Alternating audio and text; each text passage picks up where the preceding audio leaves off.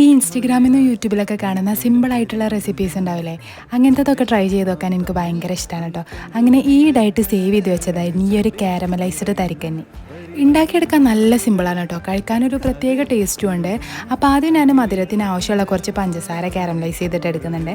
എന്നിട്ട് അതിലേക്ക് കുറച്ച് വെള്ളം ഒഴിക്കുക. വെള്ളം തിളച്ച് വരുമ്പോൾ നമുക്ക് ആവശ്യത്തിന് പാൽ ഒഴിക്കുക.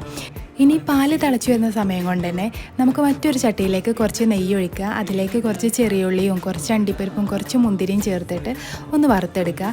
എന്നിട്ട് നമുക്ക് ആവശ്യത്തിന് വേണ്ട റവയും കൂടെ ചേർത്ത് കൊടുത്തിട്ട് നന്നായിട്ടൊന്ന് റോസ്റ്റ് ചെയ്തിട്ട് എടുക്കുക കേട്ടോ.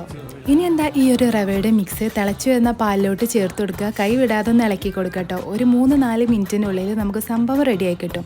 ഇനി ഇതിലേക്ക് കുറച്ച് ഏലക്കായ പൊടിച്ചതും പിന്നെ കുറച്ച് ഉപ്പും കൂടെ ചേർത്ത് ഒന്ന് ഇളക്കിയാൽ സംഭവം റെഡി ആയിട്ടോ. നല്ല ടേസ്റ്റാണ് കഴിക്കാനായിട്ട്. അപ്പോൾ എന്തായാലും വീഡിയോ സേവ് ചെയ്ത് വെച്ചോ. എല്ലാ ദിവസവും ഒരേപോലെ അല്ല ഉണ്ടാക്കുന്നത്. അപ്പോൾ ഇടയ്ക്ക് ഇതേപോലെ ഒന്ന് വെറൈറ്റി ആയിട്ട് ഉണ്ടാക്കി നോക്കാം.